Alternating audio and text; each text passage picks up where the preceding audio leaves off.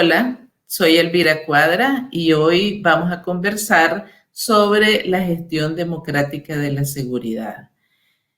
Em, para eso vamos a primero a ver algunos elementos, digamos, teóricos sobre este tema. Y para eso, pues, vamos a utilizar una presentación eh, que van a tener ustedes a la vista porque hay algunos aspectos de este tema que son relevantes. América Latina eh, ha atravesado por diferentes épocas en las que los ejércitos y las fuerzas de seguridad desempeñan un papel crítico, un papel clave. Y muchas veces esto ha estado bastante relacionado con los procesos políticos de nuestros países latinoamericanos.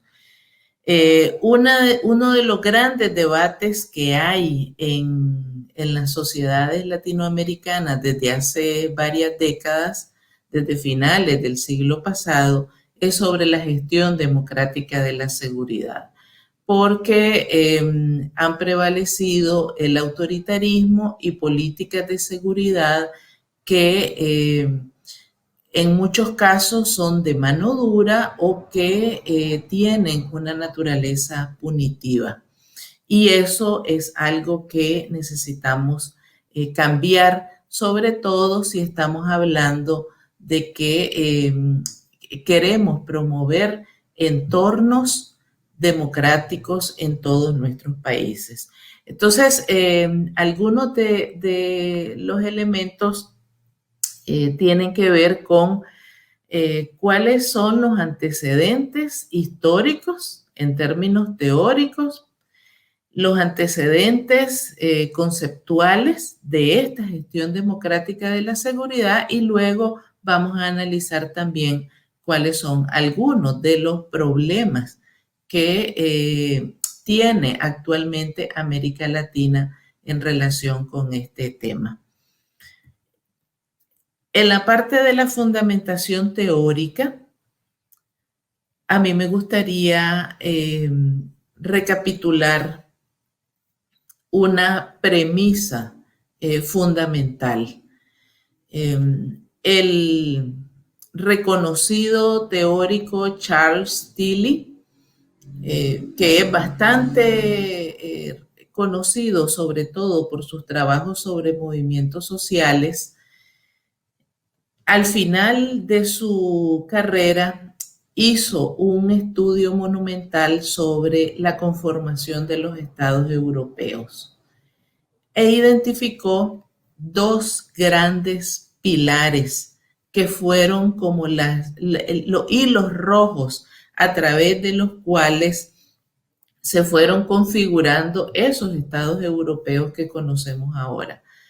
Y el primero de esos pilares es la acumulación y la concentración de los capitales, que luego derivó en la creación de los sistemas tributarios nacionales.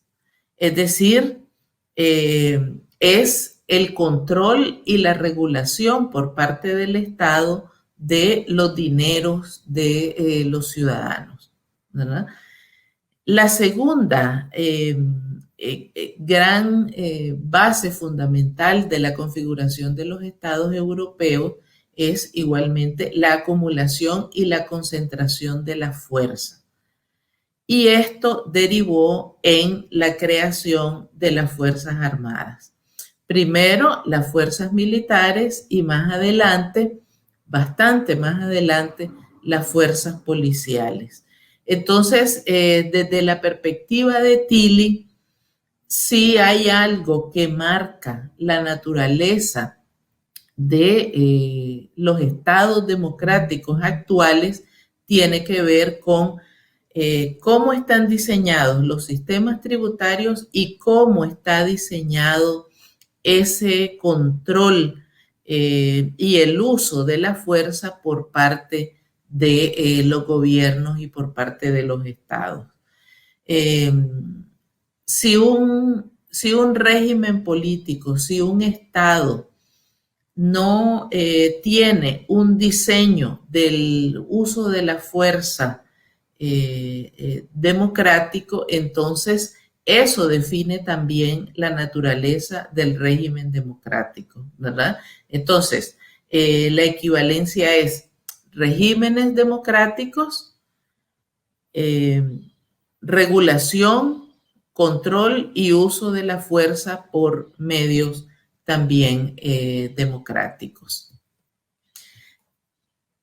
En ese sentido, la característica, y quisiera remarcarlo nuevamente, la característica fundamental de los regímenes democráticos contemporáneos es que las Fuerzas Armadas deben de estar sujetas a diversos mecanismos de supervisión y control de parte de las autoridades civiles y le podríamos agregar de los propios ciudadanos, que es un elemento nuevo que se incorpora ahora con todos los ejercicios de auditoría social, de veeduría y de participación ciudadana en asuntos de interés público. Entonces, el tema de la seguridad y el papel que las Fuerzas Armadas y las fuerzas policiales tienen en estos regímenes democráticos contemporáneos debe estar regulado por las autoridades civiles, pero también por el ojo de los ciudadanos y por la participación de los ciudadanos. Esta es una premisa fundamental. Y entonces vale la pena, luego de eso, hacer algunas acotaciones conceptuales, ¿verdad? El tema de la seguridad o la definición de la seguridad ha tenido varios momentos en el tiempo y sus definiciones siempre han sido políticas.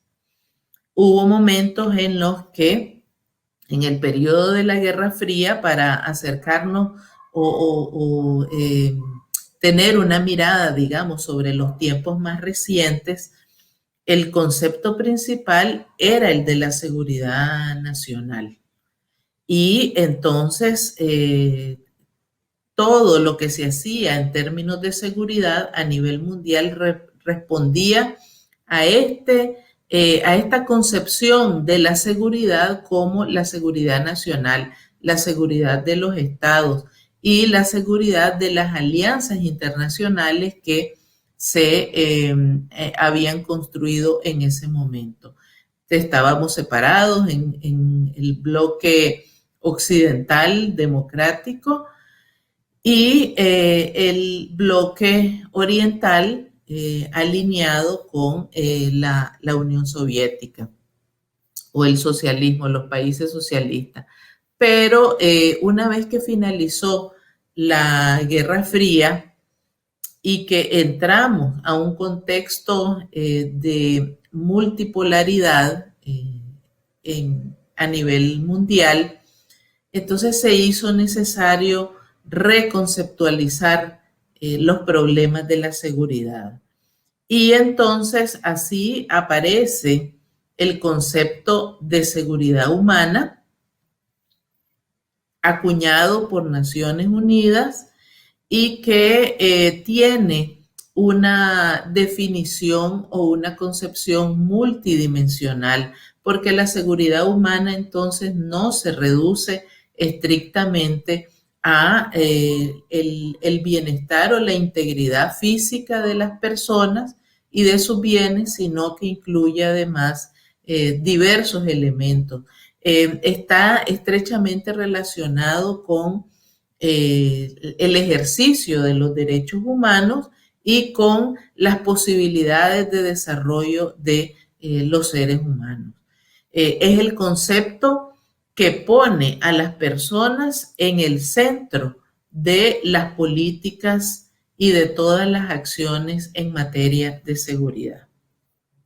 Luego hay un concepto más acotado y es el concepto de seguridad ciudadana. Este se refiere a las condiciones y a las posibilidades de los ciudadanos de vivir en entornos seguros y en condiciones de convivencia pacífica. No se limita igualmente que el concepto de seguridad humana solamente a la integridad física y de los bienes, incluye otros elementos, pero está un poco más acotado y se relaciona directamente con las políticas públicas, que son el conjunto de acciones que diseñan los estados o los gobiernos, ya sea a nivel nacional o a nivel local, para responder a las demandas, a las necesidades de los ciudadanos, pero también a objetivos que se proponen los gobiernos.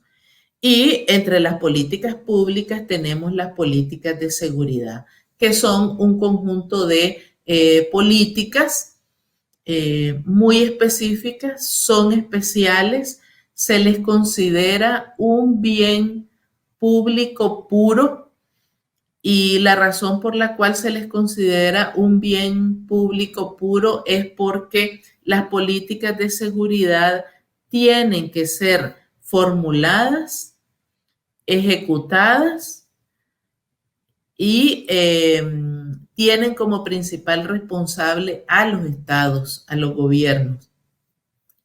No pueden ser delegadas a entes privados o entes autónomos. Tienen como responsable principal al Estado.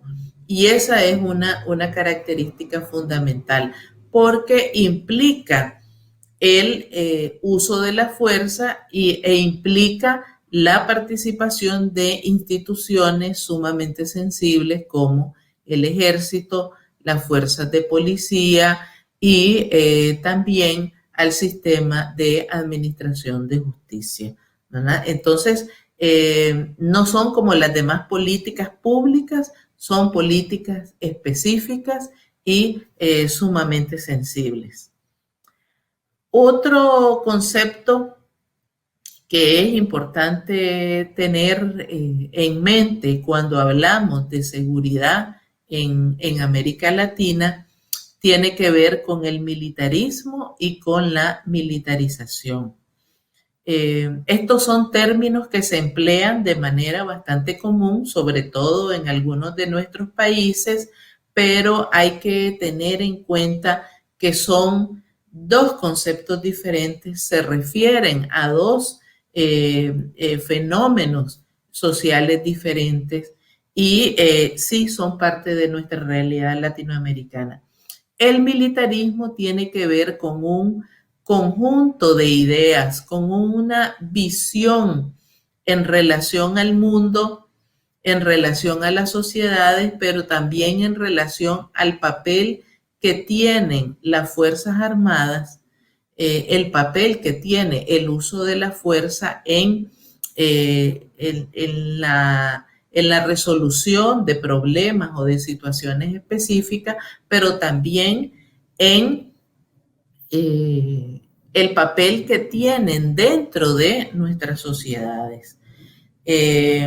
Usualmente las élites políticas, sobre todo en ciertos países, le dan preeminencia al papel y a la participación de las Fuerzas Armadas en una serie de situaciones. Y eso es muchas veces una expresión del militarismo que está instalado en esos grupos de poder. Y luego tenemos el de la militarización.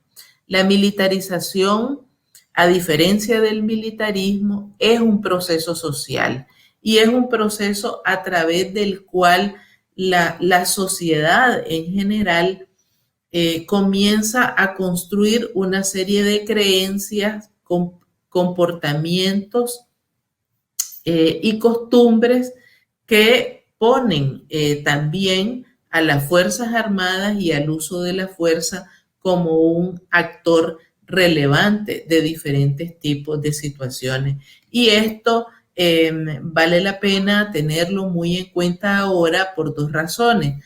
Por los procesos de securitización que se han experimentado durante las últimas décadas, usando como pretexto la amenaza del terrorismo internacional, la amenaza del crimen organizado, pero también en el contexto actual de la pandemia y para poder enfrentar este tipo de situaciones. El siguiente concepto tiene que ver con dos actores fundamentales. Uno es las Fuerzas Armadas y luego las Fuerzas de Policía. Las Fuerzas Armadas son los cuerpos armados reconocidos constitucionalmente por los estados que son los responsables de o que cargan sobre ellos la delegación del Estado de el uso de la fuerza. Pero ese uso de la fuerza es un uso regulado. Estos cuerpos armados tienen una estructura jerárquica, muchas veces son un solo cuerpo armado con tres divisiones o tres especialidades principales que son la Fuerza Naval, la Fuerza Aérea y la Fuerza Terrestre o la Armada. En otros países, estos cuerpos armados están separados, es decir, la Fuerza Naval es un cuerpo armado, la Fuerza Aérea es otro y la Fuerza Terrestre otro, y coinciden en un comando central, ¿verdad? Pero están separados entre ellos. En América Latina, pues las Fuerzas Armadas, los ejércitos, han sido siempre actores políticos con un gran protagonismo público y en otro momento con un enorme protagonismo subterráneo, podríamos llamar. Tenemos también a las fuerzas policiales que han adquirido notoriedad en las últimas décadas porque en primer lugar son las encargadas de el orden interno de cada uno de los países, pero además en la medida en que han surgido nuevos fenómenos sociales vinculados con la violencia y con la inseguridad, entonces el papel de las policías ha comenzado a destacar aún más. Hay diferentes modelos de policía. En América Latina tenemos variados modelos. Hay algunos centralizados, hay otros descentralizados. Tenemos policías nacionales, a veces tenemos gendarmerías, tenemos también policías municipales y otras especialidades que están vinculadas, como por ejemplo la investigación, que a veces está integrada por personas de naturaleza civil que trabajan de manera conjunta con las fuerzas policiales. Y otro actor crítico en este conjunto de acotaciones conceptuales tiene que ver con las autoridades civiles. Y este digo que es un actor crítico porque, como decía, en los regímenes democráticos contemporáneos, tanto las Fuerzas Armadas como las fuerzas policiales están sujetas, deben estar sujetas a las autoridades civiles. Además, son las autoridades civiles las principales responsables de definir las políticas de la defensa y las políticas de la seguridad en general. Puede ser seguridad ciudadana o puede ser seguridad con algún otro apellido. Entonces, es sobre ellas, sobre quienes recae la responsabilidad principal de la seguridad de los ciudadanos, la protección del derecho fundamental a la vida, a la integridad física y al desarrollo de las personas en cada uno de nuestros países y de nuestras sociedades. Las autoridades civiles pueden hacer la diferencia fundamental entre una política pública de seguridad gestionada democráticamente y una política de seguridad punitiva o de mano dura, como ocurre en algunos de nuestros países.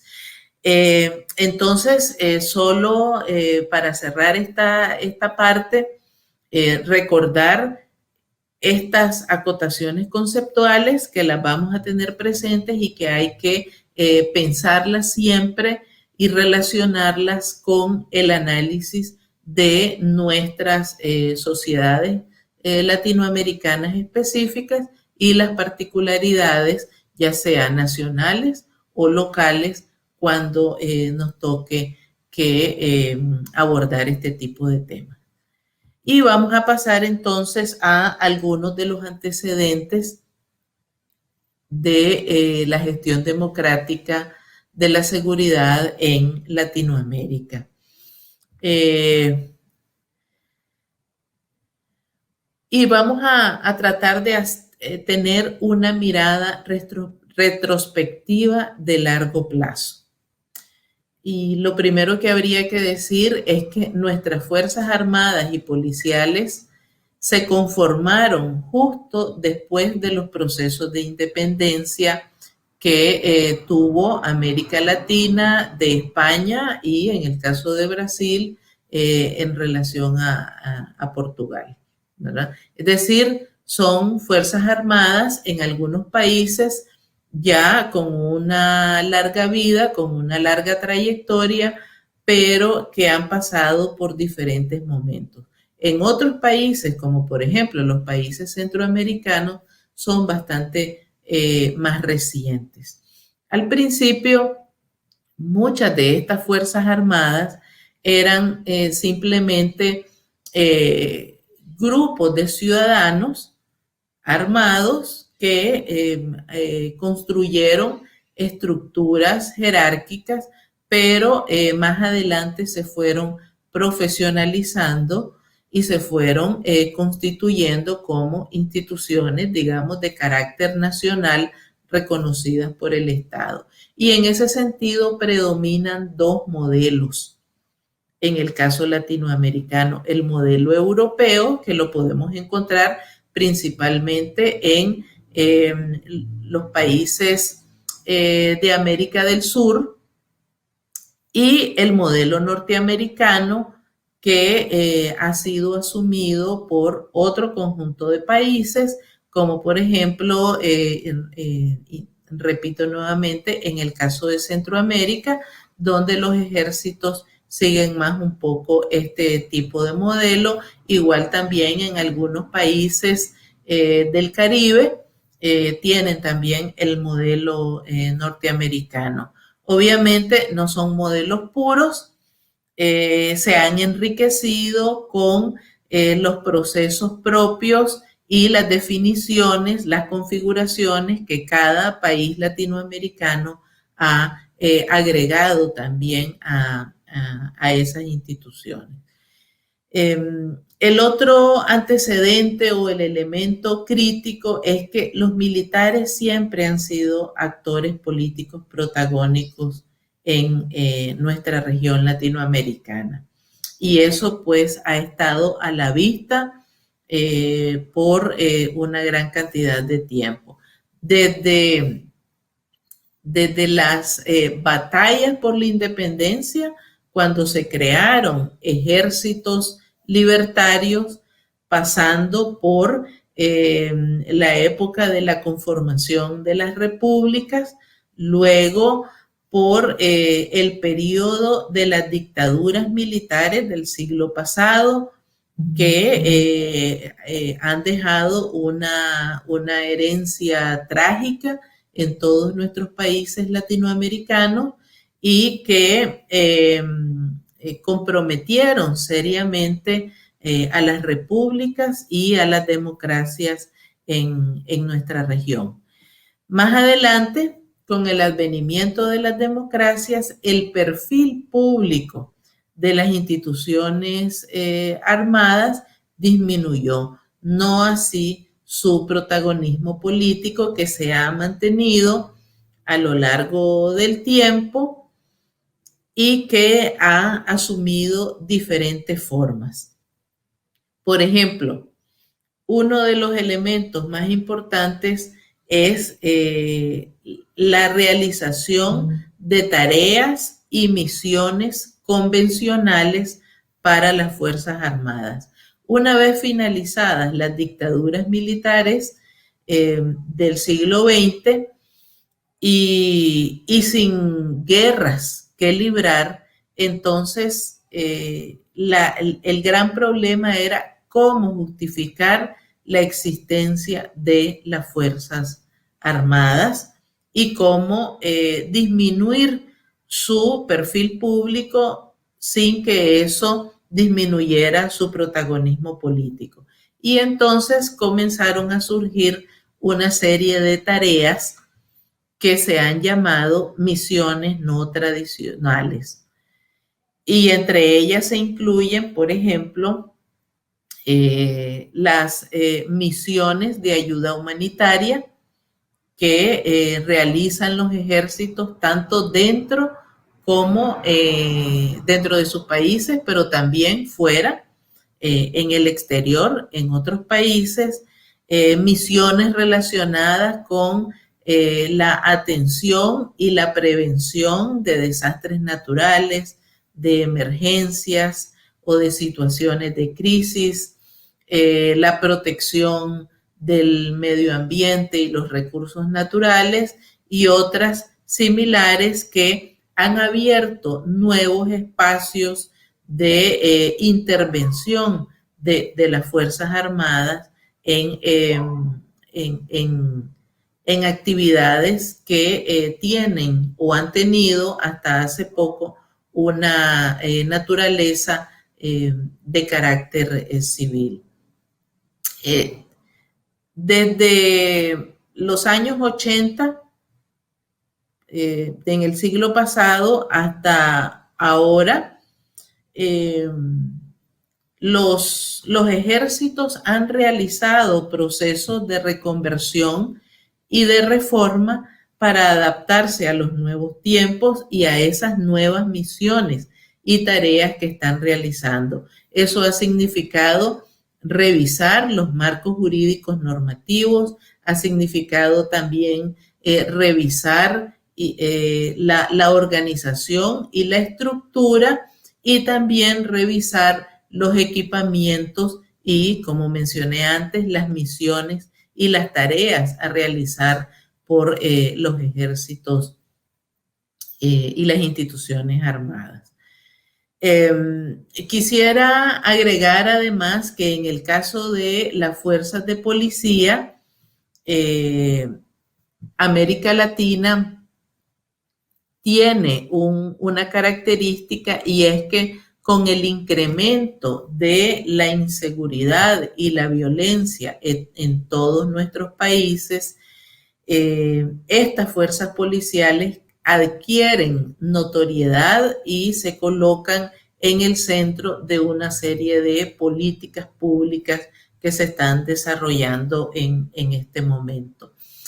Vale la pena mencionar que América Latina concentra aproximadamente el 30% de los hechos de violencia que ocurren a nivel mundial. Es una región sumamente insegura y sumamente violenta, particularmente en algunas zonas específicas, como en el caso de Centroamérica y algunos otros países del sur, donde esa violencia se ha incrementado, pero además ha adquirido formas de expresión sumamente preocupantes. Estamos hablando, por ejemplo, el caso de las maras o de las pandillas juveniles. Estamos hablando, por ejemplo, de violencia política. Estamos hablando también de formas de violencia social vinculadas con la delincuencia y la criminalidad, como los secuestros, como los asaltos y otro tipo de situaciones. Eso ha obligado también a repensar a las instituciones policiales, repensar las políticas de seguridad y en algunos casos le ha dado vida a políticas de mano dura y super mano dura en algunos otros países, pero también a buscar nuevos modelos como por ejemplo las policías comunitarias o las policías de cercanía, ¿verdad? Se habla también de seguridad ciudadana como un enfoque de política de seguridad que pretende enfrentar este tipo de situaciones no solo a través de las instituciones de policía, sino con un conjunto de instituciones y las acciones coordinadas entre ellas de tal manera de promover entornos de seguridad y de convivencia social, de convivencia pacífica entre los ciudadanos, que cambien un poco esas tendencias de crecimiento de la violencia, pero también que cambien las percepciones de seguridad de los ciudadanos.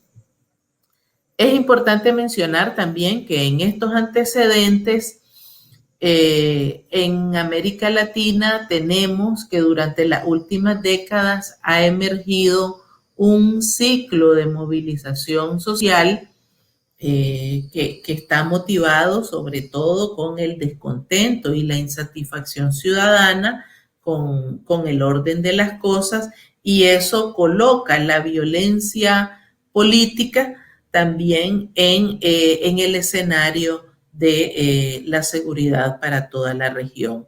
Y el último de los factores para volver más compleja la situación es la pandemia provocada por el virus del COVID-19, y esto ha puesto de relieve un nuevo protagonismo militar, una militarización de la política y la securitización de la vida cotidiana en función de enfrentar estas amenazas y riesgos a la seguridad de los ciudadanos. ¿Cuáles son nuestros problemas actuales en términos de la gestión democrática de la seguridad? Bueno, que los ejércitos, las Fuerzas Armadas, han construido una nueva legitimidad para ocuparse de diferentes tareas que trascienden el ámbito militar y que se trasladan entonces al orden social, económico y político. Eso de alguna manera es una forma de militarismo y de militarización, porque hace pensar a los gobernantes y a las élites de poder de que el papel y la función de las Fuerzas Armadas, de los ejércitos, es primordial para el funcionamiento de nuestras sociedades y para los regímenes democráticos. Pero además que es legítimo y es necesario que ellos se ocupen de esas tareas en el ámbito social, económico y político. Entonces, no es extraño por eso que en algunos de nuestros países se justifique, tanto de parte de los gobernantes como de parte de los ciudadanos, la participación de las Fuerzas Armadas en tareas de orden interior o de seguridad pública, de seguridad ciudadana, que los encontremos, por ejemplo, vinculados estrechamente a los temas de ciberseguridad y la regulación de las telecomunicaciones, por ejemplo, o que los veamos participando como actores económicos en diferentes tareas, ¿verdad? Sin mencionar lo que está relacionado con el ámbito político específicamente. El segundo de los problemas actuales que tenemos tiene que ver con la militarización como respuesta frente al pretexto de las amenazas, ¿verdad? Y entonces tenemos situaciones preocupantes y muy claras de securitización que están relacionadas, por ejemplo, con el control de todos los puestos fronterizos, el control militar de los puestos fronterizos, con el pretexto de la amenaza del terrorismo, la amenaza del tráfico de personas, de la migración irregular y la trata de personas, ¿verdad? Entonces tenemos a los militares haciendo tareas no solo de vigilancia y patrullaje de la frontera, sino del control y de la vigilancia de los flujos y de la movilidad migratoria en todos nuestros países. Como mencionaba, también está el control de las telecomunicaciones, está el tema de, frente a la amenaza del cambio climático y de la protección del medio ambiente y los recursos naturales, tenemos, por ejemplo, que ahora los ejércitos tienen batallones o unidades militares que hacen vigilancia y patrullaje y resguardo de zonas consideradas reservas naturales y que se ocupan de algún tipo de protección de recursos naturales y del medio ambiente. Pero lo vemos también en realizando tareas vinculadas con la prevención y la atención de emergencias provocadas por situaciones críticas o desastres naturales. En vez de tener instituciones claramente civiles dedicadas a este tipo de situaciones, entonces lo que tenemos es a los ejércitos con todo su equipamiento, con su estructura jerarquizada y con su disciplina militar realizando ese tipo de tareas, ¿verdad? Como una misión no tradicional, y entonces tenemos que poco a poco van invadiendo espacios que son del ámbito civil en actuaciones estatales. Otra de las,